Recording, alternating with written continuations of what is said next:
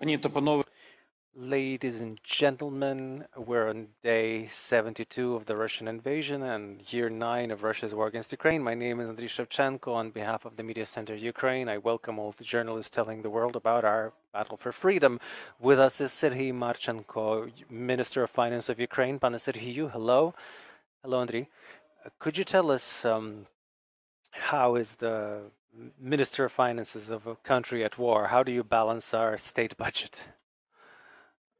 Of course, a minister of finances in a country at war is not a simple job. It's a post that is very full of responsibility. Everybody has to do their work in the area that they might be most useful in. We do our job. We try to provide the necessary resources for the payment of social pensions, social payments, and most importantly to ensure the payments to the military, to those who are fighting. That is our main goal. And we, in spite of the wartime conditions of this now third month of the war, we're doing our best to continue calmly doing our work. To what extent, how well do you manage to balance the budget right now? We're not actually balancing the budget now for the simple reason that our revenues are unfortunately only covering 54% of our expenditures, without considering the expenditures for military needs. So the main balancing is happening thanks to international aid, international loans, and this is exactly what we're spending 90% of our time on right now. And to what extent do we manage to convince the world that we need financial help, that we need to be supported financially? The world has been convinced. That's not the question. They agree. Our needs are seen and understood. They understand that we have the need to finance the deficit, but there is the question of putting all this together and also having funds in the account. So as a Minister of Finance, I cannot be happy with how fast these funds come to our accounts. But we're working on it because this is this is not working with one organization or one donor. It's working with all the countries of the world who are prepared to help Ukraine in order to speed up the influx of this aid into the Ukrainian budget. Am I correct in understanding that there are political decisions, but they have not yet been converted into money in accounts? They have partly been converted into funds on accounts. We're now talking about $11 billion, and we have received about $5 billion into the Ukrainian budget right now. We're expecting in the nearest future other sums, and we're hoping for continued support from our main partners. Who are our key partners today, our key allies and our helpers?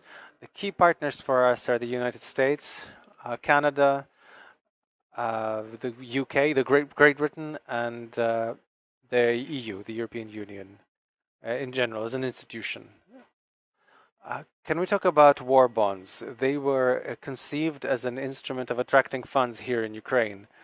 To what extent, how well is this financial instrument working? We're working on it. Again, the Minister of Finance cannot be happy, cannot be satisfied. We've attracted about 56 billion in hryvnia, about $144 million.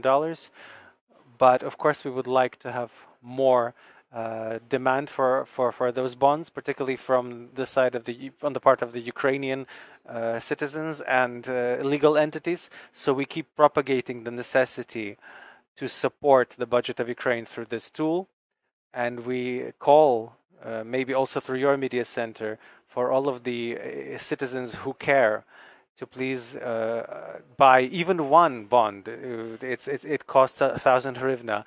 Even one bond will help us. Can you describe a typical portrait of the kind of people who are buying these bonds today? Typical, I mean, usually these are Ukrainian banks, state-owned Ukrainian banks. They own over 95% of those bonds that have been bought. Other are bonds are banks that are not owned by residential, and about 1,000 legal entities and physical persons have had the opportunity to buy these bonds. We cannot describe you a portrait of these people because it's a bank secret. The confidentiality, they're working through their banks that then come into auctions and involve these obligations. Okay, if we're talking about physical, about individuals, who ought to be interested, who would be interested in this kind of tool, this kind of product? I think it's every citizen that who have a job, who are economically active, who are either working in Ukraine or working for various reasons are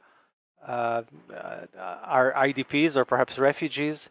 I don't think that the sum is so great that it cannot be provided as an aid to the budget of Ukraine, especially in wartime.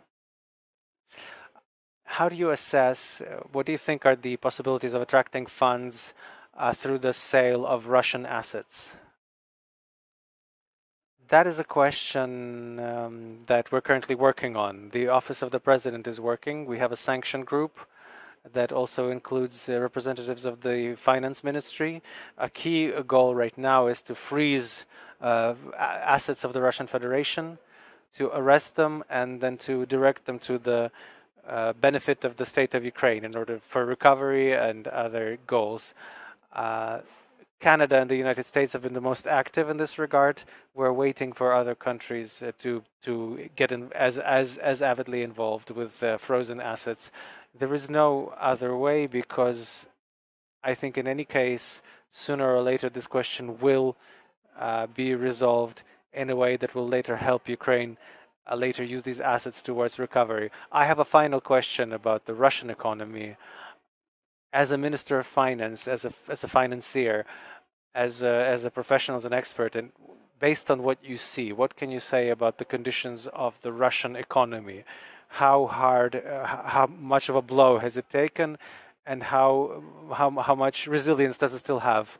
Okay, just to be clear, those sanctions that we've had introduced are not enough.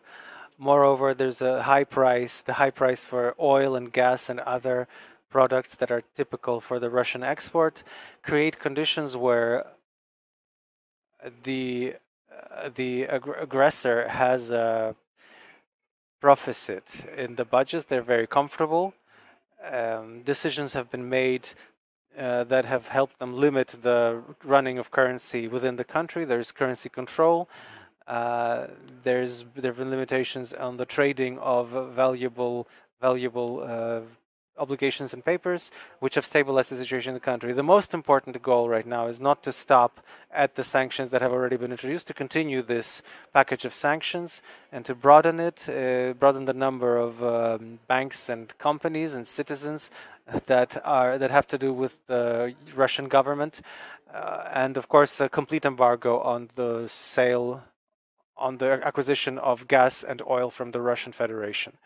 This is something that we need to work on, and this is something that the Ukrainian government is working on at every turn. This will help remove the opportunity to finance the war. So this is a key objective in the sanction package, in the package of sanctions that we need to work on. Serhii Marchenko, Finance Minister of Ukraine, thank you for your time. Thank you. This concludes the current briefing. Please follow our announcements.